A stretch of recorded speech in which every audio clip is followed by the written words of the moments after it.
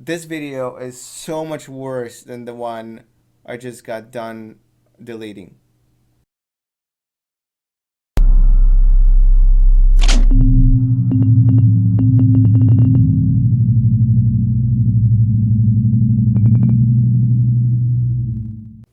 It's Tuesday morning, October 22nd, and OMG, I just recorded a 20-minute video and I had my microphone silenced the entire time. 20 minutes. I did like slides, I did graphs and everything. I pulled up articles. It was just the worst experience in my life when I uploaded it into my video editor and I found out the whole video was muted. It was the biggest facepalm moment ever. It's horrible. I don't know why I do these mistakes. It's bad. So I'm gonna have to do this real quick, okay? Because it's getting late. I'm getting tired. All right. Oh, I had such a good conversation. Out of all the videos, I wish I kept this one. Okay, well, I'm not gonna be able to replicate everything, and I'm not even gonna try. So I'm just gonna go into the browser, show you what's going on, and maybe I'll talk about it for just a little bit. Okay, so I'm sitting at an all-time high, which is fine and dandy. That's great. All right, this is the month performance. They just ticked over. Blah blah blah. Okay, everything is because of Apple Spy. You can't even see it because the day just ticked over. Oh, never mind. You can see $600 over here, but it's negated by the negative value over here because I increased liability because the call option. It's 100. You know, instead of acting as 140 shares, it just acts as 40 shares because the 100 of them are already pre-sold to the call option for the call option. Yes, I'm rushing through this. And then let's see, RSX. I'm looking to buy some RSX later. Nothing's happening with uranium. Nothing's happening with silver and gold. Boom, done. Okay.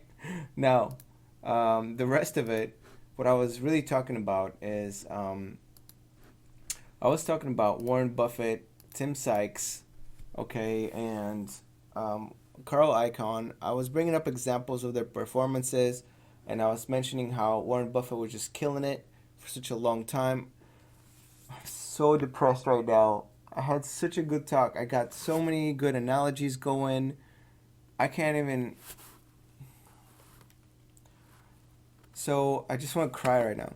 So Warren Buffett, right? Over the last like 50, 60, I don't know how many years, he's been doing great, beating the market, which is like the real benchmark out there, right? But in the last 5 years, he's been just doing just as well at the market, and as well as in the last like 13 years, he hasn't been doing much better.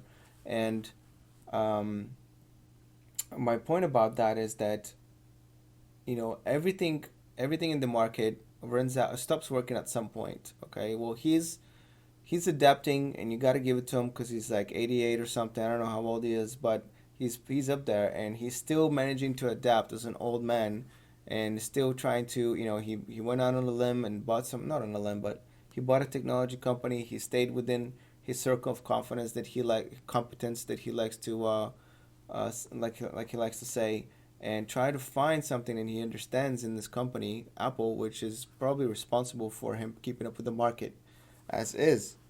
If he didn't have Apple, he'd be down a lot. But I'm sure the Berkshire will do fine later on. But my point was that all these methods, all these edges that people have on the market, eventually get priced in, and they stop working after a while. And you can see it with all these different traders, and that's how I ended up talking about Tim Sykes, is because people like him and all these other traders that do advertisements on you can see their ads on YouTube. You probably watched an ad, not on my channel because I don't have ads, but on some other finance channel. All these traders advertising courses and CD whatever CDs. What is this, 1999? CDs. Oh man. Okay. Books. All right. Audiobooks. I don't know. Selling courses, books, presentations, whatever, and they used marketing schemes like, oh, it took $5,000 to 3 million, in 3 years or something like that, and they try to entice you to teach you some methods and strategies that actually no longer work if they if they were working, right, then they wouldn't be selling courses. Okay. Now I made the point in my mute video that's now deleted that there is something to be said about someone paying for your knowledge, paying for the work that you've done, and there's a certain set of validation there, right? Because love is money, money is love, same thing. So whenever you really appreciate something, that you want to pay for it, and so it's a really really good badge of validation out there. But that's not what these guys are doing, right? They're just trying to extract money. I doubt any of them are just doing it for the love of it. Otherwise, they're probably giving all the information for free, like many others. I mean, I'm doing giving them some information for free. Who knows? Maybe the quality is dubious, right? But I'm giving out some information for free, and a lot of other people are too. Um, but anyway, so my point is that these guys, these traders, their tactics stopped working. Okay, if it kept working, then the advertisement wouldn't be 5,000 to 3 million in 3 years. It'd be 5,000 to 17 in 4 years, right, or something like that. Or like at least they should be able to replicate their success, which is the true mark of a great investor or a trader, right? Being able to replicate your success. So for the next 6 years, maybe take another 5,000, next 3 years, and then make another 3 million in 3 years. Why can't they do that? You know, um, they can't because their strategy stopped working. They got everything that they already did got priced into the market. The market evolved and it changed and they failed to adapt. So now the same thing's gonna happen to me. I made this point numerous times in my deleted video that I'm never gonna stop talking about because it was 20 minutes. Oh my gosh, it was so good. I wish you guys could hear it. I made such eloquent points, and I'm not even trolling. I did really well. And but anyways, moving on. So one of the biggest clues that I got that someone like Tim Sykes, right, is fallen into this trap, and I'm sure a lot of other traders who are selling courses also fell into this trap. Is that um, I saw he was part of a panel on some kind of discussion. I saw a video. I didn't see him live or anything, but and I was listening and watching, and so a question came up for the panel that was like, what, how are you positioned right now? And everybody's like throwing out some percentages, like whatever, emerging market, blah blah, some macro stuff. Someone's more into individual stocks or whatever, but they're all managing, like they're all money managers. They manage like billions of dollars, literally. And this guy comes out there, Timothy Sykes, right? And he's like, "Oh, I'm all liquid," and everybody's like turns to him and is like, "Well, liquid in what?" There's a lot of things to be liquid in there. So, and he basically turns out he has 100% cash, and he was even not bragging, but he was mentioning how he just made a few $100s, like $200-300 this morning before he came to the panel, and he's cool with that, and he was kind of content. And I mean, everybody else on the panel is like,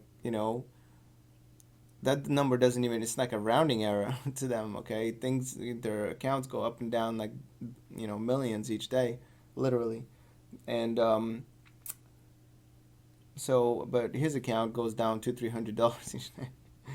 um, Now he probably makes a lot of money from marketing and whatnot, so I can't comment on his net worth. But my bet is that after he making his big initial move, he's able to market and leverage that to open up a new business, which is selling courses and promoting himself. Um, but the business of trading, he probably started losing using the same strategy that he's promoting with other people. Probably started losing, and I wish I could be proven wrong. Maybe he adapted, or maybe he can prove to me that he's got that his strategy still works, and whatever people teach in these courses still works, and whatever. But my suspicion is that the money stopped flowing, at least stopped flowing as hot, and that lifestyle that these traders. I'm using Tim Sachs as an example. I'm talking about all these traders that are selling courses and stuff. I'm guessing that they got accustomed to a certain type of lifestyle, and the strategy stopped working. So now they need an additional or alternative form of revenue that could generate some money to maintain lifestyle or something like that. So they start hustling, right? But so that's the real reason I believe that all these guys are selling courses and books and things like that. Now, but my greater point within this somewhat amusing and not so entertaining, kind of entertaining story, in my opinion anyway, is that everything eventually stops working and it gets priced in. So you need to be adaptable in the markets, right? I have I have had criticism personally that I'm spread out among too many things, right? I try to do dividend here, I try to do options here, I try to do scaling here, I try to do swing trades, but that's on purpose. That's by design. It's not like it's not a bug, it's a feature, right? Sorry, inside joke to myself. Not gonna explain it. Maybe you can get it. It's not that inside. So I'm trying to do these things because I want to stay adaptable and I want to stay on the cutting edge, right? I happen to beat the market last year, but I might not beat the market this year, and I might not might not beat it the next year. I'm hoping I do, but I want this success to be replicable, right?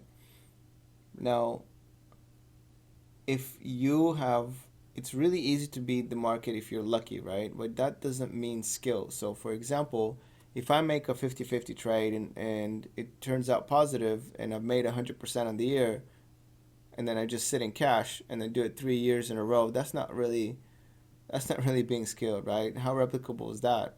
Like, would you be willing to bet your entire, net worth on the next year working out just as well as the first three? If the answer is yes, then that's skill. Okay? Answer is no, then that's luck. Okay, so there you go. There's the explanation. All right. Boom. I think I should just mic down on this one and stop the video because I still feel sad that I deleted everything.